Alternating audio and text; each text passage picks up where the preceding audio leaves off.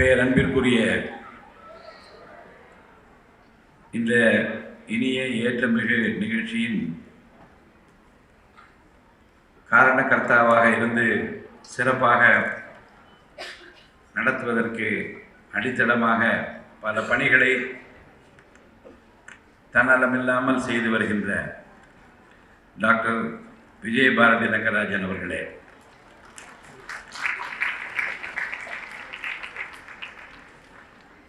அன்பிற்குரிய டிஜி சுரேஷ் ஜெயின் ரொட்டேரியன் அவர்களே, அன்பிற்குரிய ரொட்டேரியன் எம்எஸ் ரவி வர்மா அவர்களே, டாக்டர் அர்ஜுன் ரங்கராஜன் அவர்களே, ரொட்டேரியன் ராஜசேகரன் அவர்களே, ரொட்டேரியன் சாரதா ரமணி அவர்களே, பணியினுடைய முதல்வர் ஜெபதாஸ் தினகரன் அவர்களே, டக்ளஸ் சார் அவர்களே, இந்த நிகழ்ச்சியில் நான் கலந்து கொள்ள வேண்டும் என்று என்னை அழைப்பதற்காக ரொட்டேரியன் ராஜசேகர் வந்தார். அவரோடு பூபால் வந்தார்கள். உரிய நேரத்தில் வர வேண்டும் என்று நான் விரும்பியதற்கு காரணம், இந்த பள்ளிக்கூட நிகழ்ச்சிகளுக்கு வந்து அழைக்கிற போது இந்த குழந்தைகளை ரொம்ப நேரம் உட்கார வைப்பதும், அந்த குழந்தைகளை காக்க வைத்து அதற்கு பின்னால் நிகழ்ச்சி தொடங்குவது ஒரு மன சோர்வை குழந்தைகளுக்கு ஏற்படுத்தி விடக்கூடாது என்கின்ற கவலையும் எனக்கு இருந்த காரணத்தினால 8:45 மணிக்கு வைத்து இன்னொரு நிகழ்ச்சியில் நான் கலந்து கொள்கிற போது ஒன்று சொன்னேன். பொது வாழ்க்கையில் இருக்கின்றவர்களை அழைத்து விழா நடத்துவதற்கு அது மந்திரியாக இருந்தாலும் சரி, அது வேறு எந்த கட்சியினுடைய தலைவர்களாக இருந்தாலும் அவரெல்லாம் அழைத்தால் அவர் வருவதற்கு காலதாமதமானாலும் நிகழ்ச்சியை தொடங்கி விடுங்கள், அப்போதுதான் எல்லோரும் நேரத்துக்கு வர வேண்டும் என்கின்ற அந்த எண்ணம் ஏற்படும் என்று கூட நான் வலியுறுத்தினேன். இங்கே வந்தபோது நம்முடைய ரோட்டரி கிளப் அருமை நண்பர்கள் தொடர்ந்து 3234 ரோட்டரி சங்கத்தின் சார்பிலும் சென்னை ரோட்டரி சங்கத்தின் சார்பிலும் செய்து வருகிற பல பணிகளை பற்றி என்னுடைய அருமை நண்பர் என்னை அழைத்து வருவதற்கு காரணமாக இருக்கிற ராஜசேகரன் அவர்கள் சிறப்பாக சொல்லிக்கொண்டே வந்தார்கள்.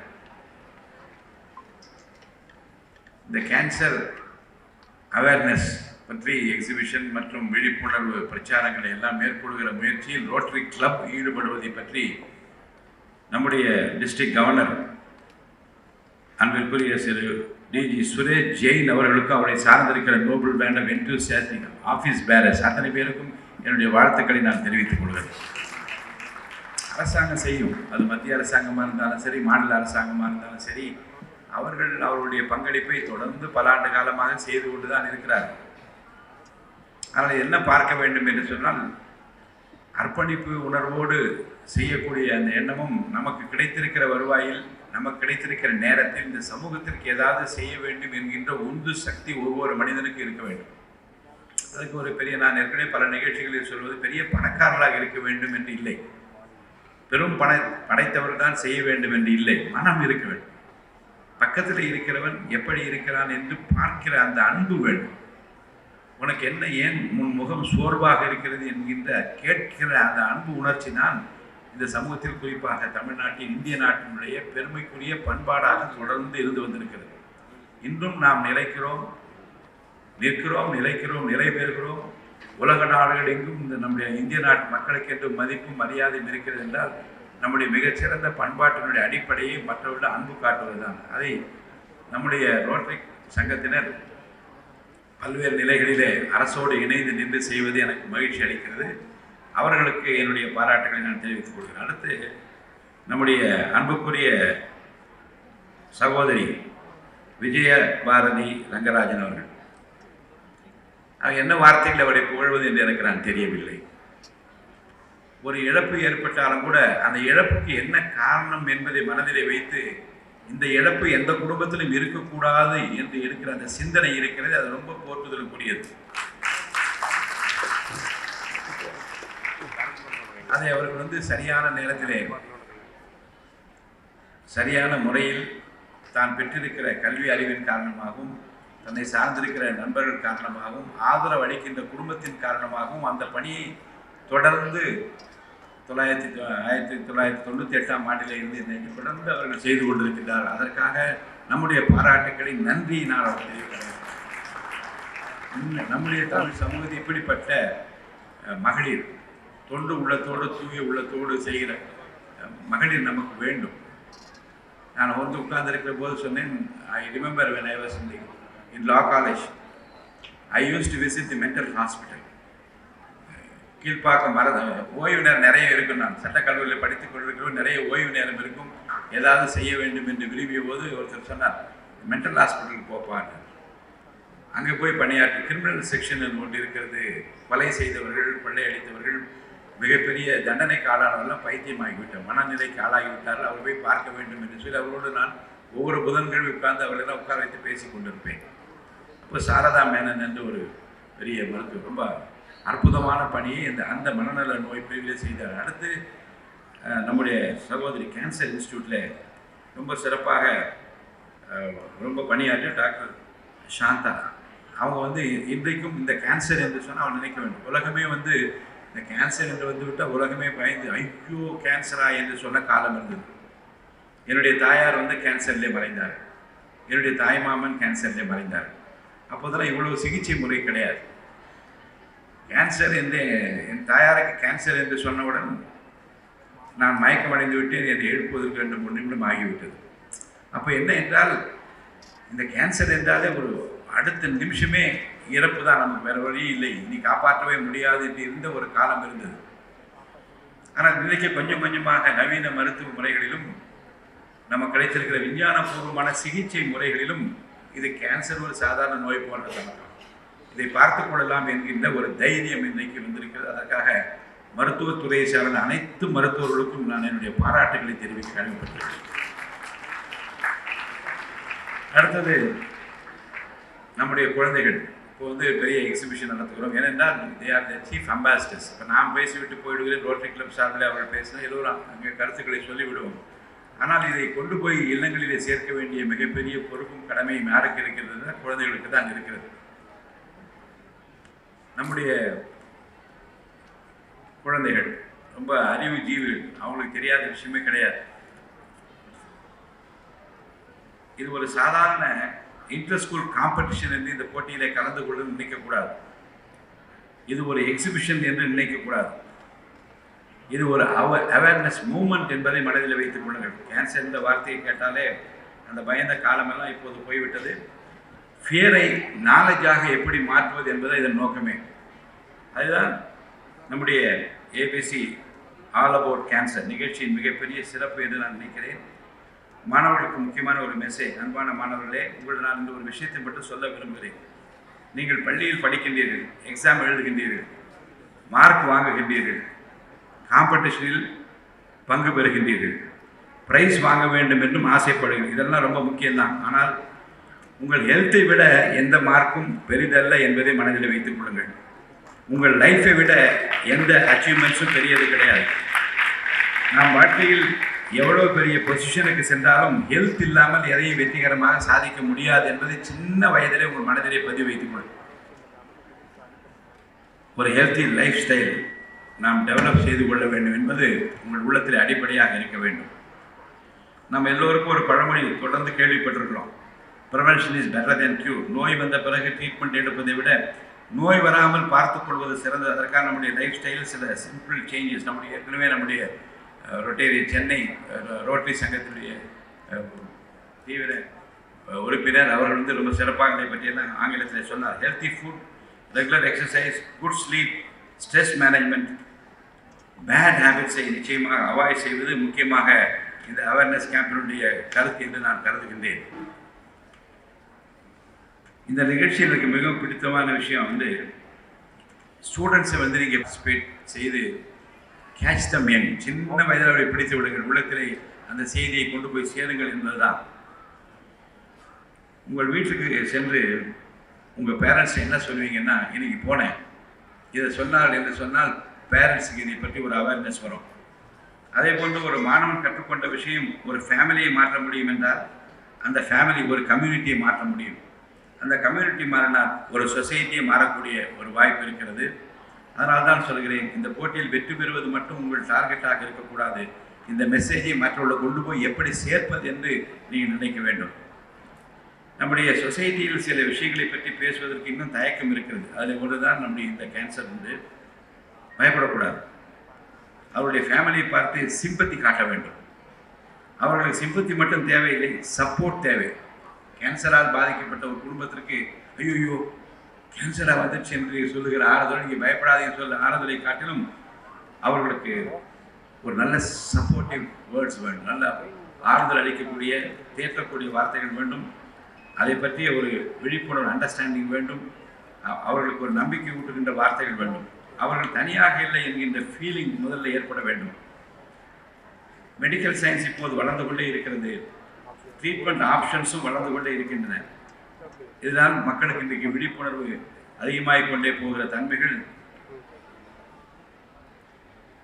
கேன்சரை பார்த்து பயந்து ஓடாதீர்கள், அதை உரிய முறையில் அணுகுங்கள் என்கின்ற அந்த குறிக்கோளை நம் உள்ளத்தில் ஏற்றி கொண்டிருக்கிறது. நான் ஒரு மருத்துவர் இல்லை, ஆனால் இந்த நிகழ்ச்சியின் நோக்கத்தை பார்க்கும்போது ஒரு விஷயம் எனக்கு தெளிவாக தெரிகிறது. early detection can make a huge difference. நம்முடைய உடலில் ஏதாவது அன்யூஷுவல் சேஞ்ச் இருந்தால் அதை இக்னோர் செய்யக்கூடாது. இது ஒன்றும் இல்லை, நாளைக்கு சரியாகிவிடும் என்று தொடர்ந்து போஸ்ட்போன் செய்யக்கூடாது. சில நேரங்களில் நம்முடைய பாடி நமக்கு சிக்னல் கொடுக்கும், அந்த சிக்னலை உன்னிப்பாக கவனிக்க வேண்டும். அது மிகவும் சிம்பிளான message, listen to your body. அதனால்தான் அவேர்னஸ் ப்ரோக்ராம் மிகவும் முக்கியம். மக்களிடம் தகவல் சென்றால் அவர் சரியான நேரத்தில் சரியான முடிவு எடுக்க முடியும். அன்பான மாணவ செல்வங்களே, நீங்கள் இந்த ஸ்கூல் ஸ்டூடெண்ட்ஸ் ஆனால் இன்னும் சில வருடங்களில் நீங்கள் டாக்டர் ஆகலாம், இன்ஜினியர் ஆகலாம், சயின்டிஸ்ட் ஆகலாம். நம்முடைய அன்பு தலைவர் விஜய் அண்ணா போல, விஜய் மாமா போல பெரிய தலைவர்களாக எந்த ப்ரொஃபஷனுக்கு போனாலும் ஒரு நல்ல சிட்டிசனாக இருப்பது ரொம்ப முக்கியமானது. நல்ல சிட்டிசன் என்றால் டாக்ஸ் கட்டுவது மட்டுமல்ல, டிராஃபிக் ரூல்ஸை ஃபாலோ பண்ணுறது மட்டுமல்ல, ஓட்டு போடுவது மட்டுமல்ல, சொசைட்டிக்கு என்ன தேவை என்று புரிந்து கொண்டு அதில் நம்முடைய பங்களிப்பு, what is our contribution to the society என்று எண்ணுகின்ற அந்த அவேர்னஸ் இருக்க வேண்டும். இன்று நீங்கள் கேன்சர் அவேர்னஸ் பற்றி கற்றுக்கொள்வது, அதற்கு உதவிகரமாக ரோட்டரி கிளப் இருப்பது, நம்முடைய மதிப்புக்குரிய விஜய அம்மா இருப்பது என்பதெல்லாம் இறைவன் கொடுத்த ஒரு வாய்ப்பு என்று நான் கருதுகின்றேன். இந்த மிகச்சிறந்த இனிஷியேட்டிவ் முன்னெடுத்துள்ள ஹேண்ட் ஸ்டாப் மற்றும் ரோட்டரி டிஸ்ட்ரிக்ட் 3234 அமைப்பினருக்கு என்னுடைய மனமார்ந்த பாராட்டுகளை தெரிவித்துக் கொள்கிறேன். ஒரு ஆர்கனைசேஷன் கிரேட்னஸ் என்பது அது எவ்வளவு பெரிய ஈவெண்ட்ஸை நடத்துகிறது என்பதல்ல, அது எத்தனை உயிர்களை தொற்றிருக்கிறது, உள்ளத்தை தொற்றிருக்கிறது என்பதுதான் அதனுடைய சிறப்பே இருக்கிறது. இங்கே ஒரு நல்ல எக்ஸிபிஷன், ஒரு இன்டர் ஸ்கூல் காம்படிஷன், ஒரு அவேர்னஸ் ப்ரோக்ராம் என்பது இன்றைய காலத்தின் கட்டாயம் என்று நான் கருதுகின்றேன். அதில் குறிப்பாக பள்ளிக்கூட மாணவர்களிடமிருந்தே இதை கொண்டு சேர்ப்பது என்பது ஒரு நல்ல சேவை. ரோட்டரி பற்றி பேசும்போது ஒரு விஷயம் எனக்கு மிகவும் பிடிக்கும். நான் மாணவனாக படித்துக் கொண்டிருக்கிற போது அம்பத்தூரில் நம்முடைய அன்புக்குரிய பஞ்சாப் பகிசன் சார் டிவி நகரில் அவர்கள் ரோட்டரி ட்ராக், அவர் ஸ்லீப் வெல் ஒரு கிட்டு கொண்டு கொடுப்பார்கள், பள்ளிக்கூட பிள்ளைகளை கொடுப்பார்கள். அந்த நிகழ்ச்சிகளிலே நான் பங்கு கொண்டிருக்கிற அந்த நினைவுகள் எனக்கு இருக்கிறது. நிறைய நிகழ்ச்சிகளில் அவர் நடத்துகிற நிகழ்ச்சிகளும் புரட்சித் தலைவர் எம்ஜிஆர் இருக்கிறவங்க தஞ்சாவூரில் நினைக்க மிகப்பெரிய மாநாடு நடத்தினார்கள். அந்த மாநாட்டில் முதலமைச்சர் கலந்து கொண்ட நிகழ்வு, அவர் பேசிய பேச்சும் இன்றைக்கும் என்னுடைய நினைவில் இருக்கிறது. நம்முடைய வாழ்க்கையில் நாம் எவ்வளவு சம்பாதிக்கிறோம் என்பது ஒரு அளவுகோல் தான், ஆனால் எவ்வளவு பேருக்கு உதவினோம் என்பது இன்னொரு பெரிய அளவுகோல். ஒரு மனிதனின் வாழ்க்கையில் நாம் ஒரு நல்ல மாற்றத்தை ஏற்படுத்தினால் அதனுடைய வாழ்க்கையின் மிகப்பெரிய அச்சீவ்மெண்ட்டாக இருக்கும். ஒரு டாக்டர் நோயாளியை மட்டும் ட்ரீட் செய்வதில்லை, பல நேரங்களில் ஒரு ஃபேமிலிக்கே ஹோப் கொடுக்கிறார். ஒரு டயக்னோசிஸ் சொல்லும்போது கூட அதை எப்படி சொல்ல வேண்டும் என்பதில் கவனம் செலுத்த வேண்டும். பேஷண்ட்டுக்கு எப்படி கான்ஃபிடன்ஸ் கொடுப்பது என்பதுதான் மருத்துவருடைய முதல் சேவையாக இருக்க வேண்டும்.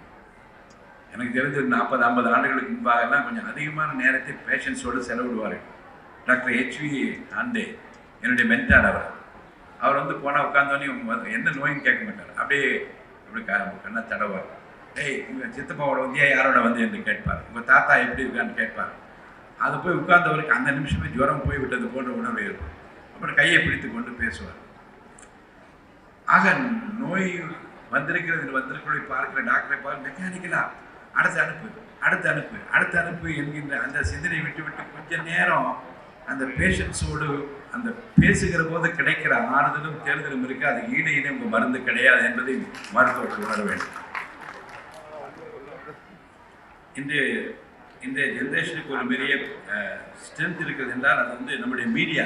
முன்னெல்லாம் ஒன்றும் தெரியாது, ஒரு ரேடியோ தான் இருக்கும், இந்த ரேடியோவில் தான் கேட்போம். அப்புறம் டிவி வருவதற்கே ரொம்ப காலமானது. அப்புறம் டிவி திறந்து வைத்து கொண்டு நாம் பார்ப்போம். இப்போ மீடியா ரொம்ப ஸ்ட்ராங்காக ஆகிவிட்டது. எங்கே எதுவும் செய்ய இப்போ நாமெல்லாம் வந்து சமானம் எங்களுக்கு போன்ற பொது வாழ்க்கையை மற்ற யாரும் எதுவும் என்ன செய்தாலும் ரொம்ப கவனத்தோடும் பார்த்து தான் செய்ய வேண்டிய நிலைமை. வெறும் சட்டசபை வந்து சொன்னார், என்ன சார் நான் ஒரு எம்எல்ஏ, கொஞ்ச நேரம் தலையை இப்படி பண்ணி கொண்டு அதை எடுத்து காட்டுறீங்களே என்ன கேட்டேன். ஆக மக்கள் எல்லாவற்றையும் வந்து உன்னிப்பாக இந்த டெலிவிஷனில் இந்த லைவ் போட்ட காரணமே சட்டமன்ற உறுப்பினராக மக்களால் தேர்ந்தெடுக்கப்பட்ட பிரதிநிதிகள் தங்களை முதலில் எப்படி நடத்தி கொள்ள வேண்டும் என்பது மக்களுக்கும் தெரிய வேண்டும், அவர்களுக்கும் தெரிய வேண்டும் என்பதற்காக லைவ். அப்போ அது இன்னும் கொஞ்சம் அவர்கள் இந்த மாண்பினை காப்பாற்றுகிற விதத்தில் மக்களுக்கு நிறைய இன்னும் செய்ய வேண்டிய பணிகள் ஏராளம் இருக்கிறது. பல ஆண்டுகளை நாம் சுதந்திரம் அடைந்த பிறகு கடந்து வந்துவிட்டோம். அந்த பணிகளெல்லாம் செய்வதற்கு ஒரு உந்து சக்தியாக அந்த பேரவை இருக்க வேண்டும் என்பதற்காக தான் இன்றைக்கு மக்களும் பார்க்க வேண்டும், இவர்களும் மக்களுக்கான சேவைகளை அதிகமாக செய்ய வேண்டும் என்று தான் அதையெல்லாம் கொண்டு வந்திருக்கு. அதையெல்லாம் இங்கே சொல்வதை கேட்டு நான் மகிழ்ச்சி அடைந்தேன். அடுத்து, schools are not just places where children learn subjects. Schools வந்து மேத்ஸ் கற்றுக் கொடுக்கலாம், சயின்ஸ் கற்றுக் கொடுக்கலாம், ஹிஸ்ட்ரி கற்றுக் கொடுக்கலாம். ஆனால் அதோடு how to live a healthy and responsible life என்பதையும் கற்றுக் கொடுக்க வேண்டும். இத்தகைய நிகழ்ச்சிகள் மூலமாக நிச்சயமாக அனைத்து பள்ளிகளிலும் இந்த விழிப்புணர்வு பிரச்சாரங்கள் அவர்களை தொலை தூரத்துக்கு கொண்டு ஏற்கும் என்று நான் கருதுகின்றேன். இன்று இனாகுரேஷன், இன்று எக்ஸிபிஷன், காம்படிஷன் எல்லாம் முடிந்துவிடும். ஆனால் நாம் ஒன்றை மனதில் வைத்துக் கொள்ள வேண்டும். ஒரு லேம்ப் ஏற்ற சொன்னார்கள், இந்த விளக்கு குத்து விளக்கு ஏற்றுங்கள் என்று சொன்னார்கள். அந்த விளக்கு ஒரு நிகழ்ச்சியை தொடங்குவதற்காக மட்டுமல்ல, அறியாமை என்ற இருள் இனி இந்த கேன்சரை பற்றி இருக்கவே கூடாது என்பதற்காக ஏற்றி வைக்கப்பட்டிருக்கிற ஒளி என்று நான் அதை கருதுகிறேன். இருளை முழுமையாக அகற்ற முடியாமல் இருக்கலாம், ஆனால் அது இங்கே ஒளி இருக்கிறது என்று சொல்லும். அதுபோல இந்த நிகழ்ச்சியிலிருந்து சொல்லும் ஒவ்வொரு மாணவரும் ஒரு சிறிய அவேர்னஸ் லேம்ப் என்று நான் கருது. நீங்கள் ஒளியாக இருக்க வேண்டும். நீங்கள் உங்கள் வீட்டிலே முதலில் அந்த ஒளியை ஏற்றுங்கள். அப்பா அம்மாவோட போய் சொல்லுங்கள், அண்ணன் தம்பியிடம் போய் சொல்லுங்கள், இது என்ன, எதுக்காக நான் போனேன், இதை பற்றி என்ன தெரிஞ்சது என்று உங்கள் அம்மா என்ன பண்ணால் பக்கத்து வீட்டுக்காரம்மாட்ட சொல்லுவாங்க. ஒரு விஸ்பர் கேம்பெயின். அடுத்து அவங்க என்ன சொல்லுவாங்கன்னு கேட்டியா, அந்த பையன் போயிட்டு வந்தாலும் அங்கே சொல்கிறாங்க, பயப்படவே வேணான்னு சொல்கிறாங்க. அந்த செய்தி பரவும். இப்படிப்பட்ட செய்திகளை கொண்டு சேர்க்கின்ற அம்பாசிடர்ஸாக, ஒரு தூதுவர்களாகத்தான் இந்த மாணவர்களை, இந்த கலந்து கொள்கிற மாணவர்களை நான் பார்க்கின்றேன். அந்த ஒளி உங்கள் வீட்டில் ஏற்றுங்கள், உங்கள் நண்பரிடம் ஏற்றுங்கள், உங்கள் சமூகத்தில் ஏற்றுங்கள். அந்த லைட் எங்கும் பரவுகிற ஒளியாக இருக்கட்டும். நான் கடைசியாக 3 வேர்ட்ஸ் மட்டும் சொல்லி முடிக்கிறேன் மாணவர்களுக்கு. Learn, share and act. Cancer பற்றி சரியான தகவல்களை இப்போது இந்த நாளில் நீங்கள் கற்றுக்கொள்ளுங்கள். அந்த தகவலை மற்றவரிடம் பகிருங்கள். நல்ல ஹெல்த்தி ஹேபிட்ஸை உங்கள் வாழ்க்கையில் நடைமுறைப்படுத்துங்கள். அதுதான் இந்த ஏபிசி ப்ரோக்ராமின் உண்மையான சக்சஸ் என்று நான் கருதுகின்றேன். இந்த நிகழ்ச்சியில் பங்கேற்கும் அனைத்து பள்ளிகளுக்கும், அனைத்து மாணவர்களுக்கும் என் மனமார்ந்த வாழ்த்துக்கள். ப்ரைஸ் யாரு கிடைத்தாலும் பரவாயில்லை, அவேர்னஸ் கிடைத்தாலே நமக்கு மன நிம்மதி தான். Healthy students, healthy families, healthy society, healthy Tamil Nadu என்ற எண்ணத்தோடு தான் இந்த வண்டர்ஃபுல் இனிஷியேட்டிவ், குறிப்பாக அம்மா அவர்கள் ஆற்றி வருகிற பணிகளை முதன்முறையாக நான் அவர்களை சந்திக்கின்றேன். நிறைய கேள்விப்பட்டிருக்கிறேன். அந்த பணி சில பேர் என்றால் விளம்பரத்துக்காக செய்வார்கள், சில பேர் ஆடம்பரத்துக்காக செய்வார்கள். ஆனால் அமைதியாக ஒரு அர்ப்பணிப்பு உணர்வோடு இதை நாம் செய்தாக வேண்டும், சாதித்தாக வேண்டும் என்று இந்த இறைவன் கொடுத்த அந்த வாய்ப்பை சரியாக பயன்படுத்தி கொண்டிருக்கிற அன்பு சகோதரியை நான் என்னுடைய மனதார நான் பாராட்டுகிறேன். நம்முடைய அரசாங்கத்தை பொறுத்தவரைக்கும் ஒன்று சொல்லுகிறேன், now you have a transparent government before. வெளியரங்கமான ஒரு அரசாங்கம் கிடைக்கிறது. அதில் குழந்தைகளுக்கு தான் அதிகமாக சிலவற்றை சொல்ல விரும்பவில்லை. மக்கள் விரும்பிய ஒரு அரசாங்கம். அதை நம்முடைய தளபதி முதல்வர் விஜய் அவர்கள் என்ன நினைக்கிறார் என்றால், இந்த எப்படி இந்த மாற்றத்தை கொண்டு வருவது ரொம்ப பெரிய சிரமமான வேலை. அதான் என்ன கேட்டார் என்றால், சட்டசபையில் எனக்கு கொஞ்சம் அவகாசம் தாங்கன்னு கேட்டார். ஏனென்றால் சட்டியிலே ஒன்றும் இல்லை என்று தெரிந்துவிட்டார், கடலில் இருக்கிறோம் என்று தெரிந்துவிட்டார். ஆனாலும் அவருடைய மனது என்ன நினைக்கிறது என்றால், எவ்வளோ பெரிய எதிர்பார்ப்பு, எவ்வளோ பெரிய எண்ணம், இதெல்லாம் நிறைவேற்ற வேண்டும் என்றால் என்ன செய்வது என்று கவலைப்படுகிறார். அதில் முதலில் எடுத்திருப்பது என்ன என்றால், பள்ளிக்கூடத்திலே இருந்து இந்த மாணவ செல்வங்களை எப்படி முறைப்படுத்தி ஒரு எதிர்காலம் பிரகாசமாக இருக்கக்கூடிய ஒரு தமிழ்நாட்டை உருவாக்குவது என்பதற்காகத்தான் இப்போது பள்ளி கல்வித்துறையில் மிகப்பெரிய மாற்றங்களை கொண்டு வந்தார். நேற்று முந்தின ஒரு பள்ளியிலேருந்து எனக்கு ஃபோன் பண்ணாங்க, ஜெயசிரி சார் ஒரு செய்தி சொல்லுங்க. இந்த 2 வருடமாக என்னுடைய பள்ளியினுடைய அங்கீகாரம் சில காரணங்களாலே தள்ளி போடப்பட்டது, இப்போது வீடு தேடி கொடுத்து விட்டு போனார்னு சொன்னாங்க. அப்போ மக்கள் விரும்புகிற ஒரு அரசாங்கம் நல்லதை செய்ய வேண்டும். அதில் குறிப்பாக மாணவ செல்வங்களுக்கு பல ஸ்கீம்ஸ் எல்லாம் கொண்டு வர இருக்கின்றார்கள். உங்களை ரொம்ப நீங்கள் அன்போடு அண்ணா என்று அழைக்கிற, மாமா என்று அழைக்கிற விஜய் அவர்கள் உங்கள் குடும்பத்தினுடைய ஒரு அங்கமாக இருந்து பல பணிகளை எல்லாம் உங்களுக்கு பயன்படுத்திக் கொள்ளுங்கள். அதே போன்று நம்முடைய ரோட்டரி கிளப் சங்கத்தாருக்கு நான் நன்றி பாராட்டை தெரிவிக்கிற போது, please extend your support more and more to the government. நீங்கள் அரசாங்கத்தோடு இணைந்து நின்று இன்னும் என்ன செய்ய வேண்டும் என்று விரும்பினால் நிறைய செய்யுங்கள். என்றால் அரசாங்கம் ஒரு கோணத்தில் அவர்களுடைய பார்வை திரும்பி அந்த பணியை அவர்கள் செய்வார்கள். ஆனால் உங்களை போன்றவர்கள் ஒரு உறுதுணையாக இருப்பீர்கள். ஆனால் மேலும் பல நல்ல பணிகள் இந்த தமிழ்நாட்டில் செய்ய முடியும். அதற்கு இந்த ரோட்டரி சங்கத்தில் தொடர்ந்து பல ஆண்டு காலமாக நீங்கள் 98 years of existence சொன்னார் சார் இல்லையா? சார் சொல்லும்போது 98 years of existence என்று சொன்னார்கள். ஸோ 98 வருஷமாக இருக்கிற ரோட்டரி சங்கம் எல்லாம் இன்றும் அந்த பாரம்பரியத்தை ஒட்டி அரசாங்கத்தோடு இணைந்து இன்னும் நல்ல பணிகளை எல்லாம் நான் ஆற்ற வேண்டும் என்று கேட்டுக்கொள்கிறேன். அடுத்து ரொம்ப அம்மாவோட நான் கேட்டிருக்கிறேன், போதை இல்லாத ஒரு தமிழகம் உருவாக வேண்டும். பள்ளிக்கூடங்களிலிருந்து குழந்தைகளுக்கு இந்த பக்கமே போகக்கூடாது, போனால் என்ன வரும் என்கிற விழிப்புணர்வு ஏற்படுத்த வேண்டும். அந்த பணியும் நீங்கள் செய்ய வேண்டும் என்று நான் கேட்டு, நம்முடைய மாண்புமிகு முதலமைச்சர் சி ஜோசப் விஜய் அவர்களுக்கு எல்லா முயற்சிகளுக்கும் உறுதுணையாக என்று கேட்டு, இந்த நிகழ்ச்சியிலே பங்கு பெற்றிருக்கிற அனைவருக்கும் என்னுடைய நல்வாழ்த்துக்களை நான் தெரிவித்து விடைபெற்றுக் கொள்கின்றேன். நன்றி.